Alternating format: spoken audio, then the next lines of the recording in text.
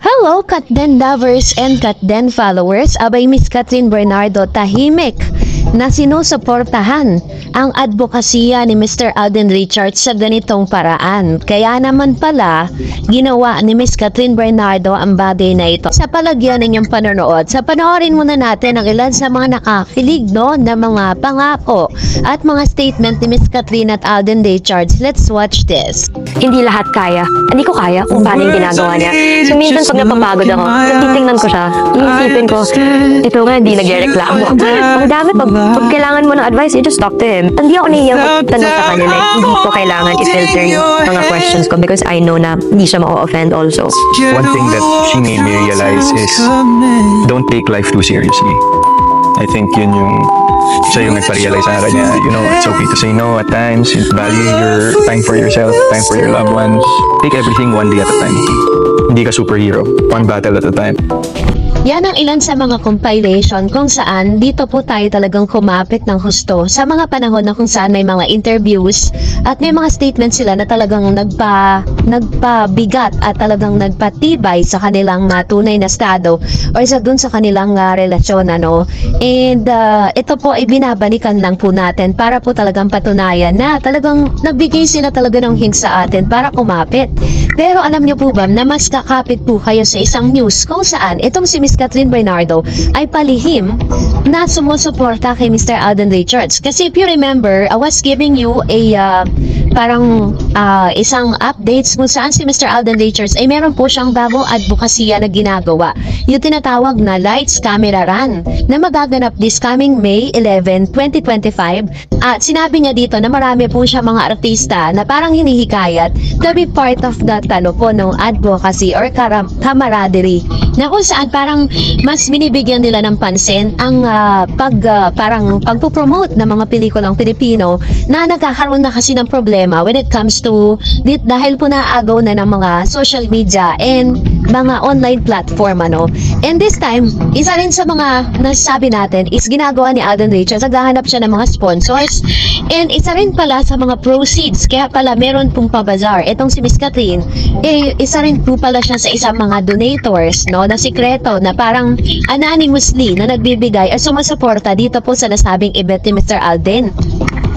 Ito po ay parang sinadya or parang ginawa talaga para po parang mabigyan niya ng suporta yung advocacy nga ni Alden Richards bilang isa sa mga actress na pinoprotektahan din ito pong nasabing event na ito. And kung mapapansin po ninyo na lahat po ata ng mga companies at mga sponsors si Alden Richards talaga yung kumakausap. Pinapakita lang po dito, pinapatunayan na kahit po sa pasikretong paraan at sa isang palihim na paraan, pinapakita pa rin ni Miss Catherine that she still support Alden Richards sa lahat ng kanya mga ginagawa.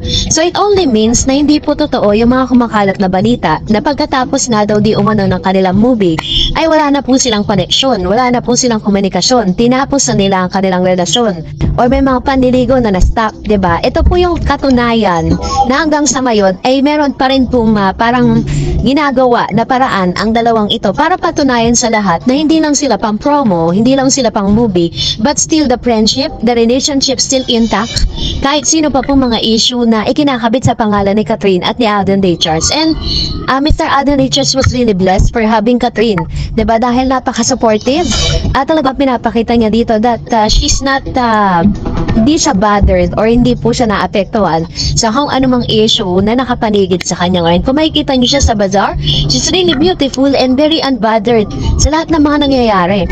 And she even managed how to, paano niya harapin yung mga fans niya sa kabila ng mga issue na nagkalat, diba? And ganun din sa Alden Richards. Kaya naman ako, team panatan pa rin ako. So, dahil dyan, narito naman ang ilan sa mga komento o reaction po ninyo patungkol naman sa ating last update. At magre-react din tayo. If you have any questions, you can also put down dun sa ating comment section. Unahin po natin si Miss Geraldine Fabilian. Sabi niya, ay naku, baka nga wala na siguro talaga sila. Yung pipiliin niya, baka masasaktan siya ulit si Alden. Hindi siguro tinuloy yung panliligaw. But hindi nila sila magkasama katulad ng 2024. Last na lang sa birthday ni Kat. Kung hindi ko makita si Alden doon, wala na talaga tayong aasahan. Ayun, ito naman yung kanyang komento with regards to this.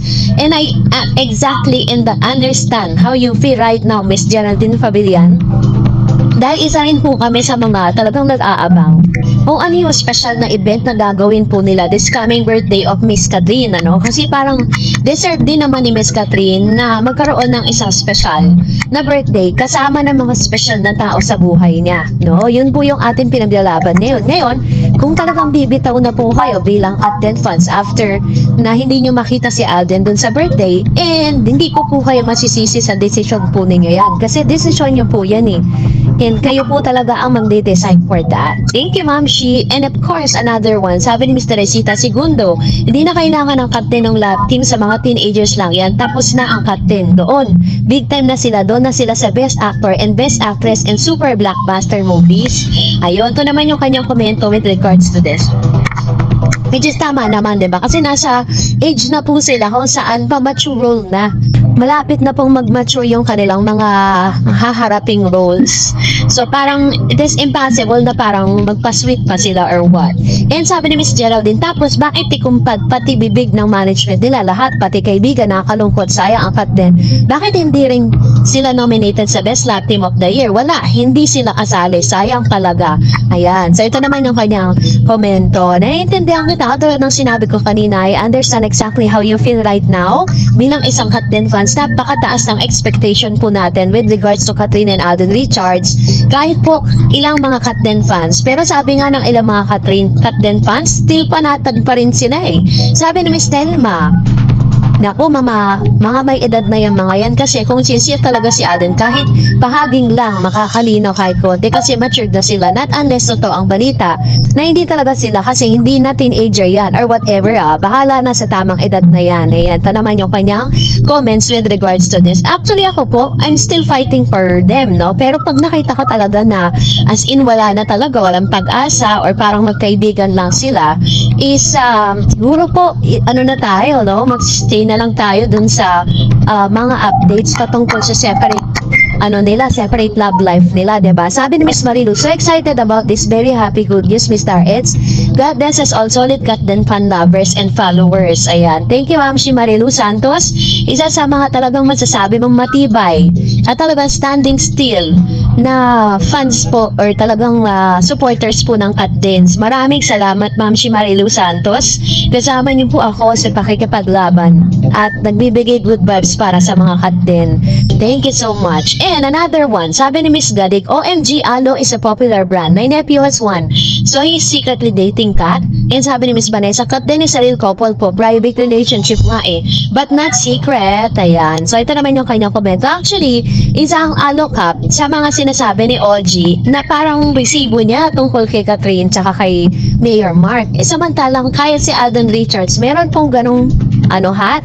Kulay white pa ngayon kay Mr. Alden eh. Ganon din si Catherine, may white din po siya noon.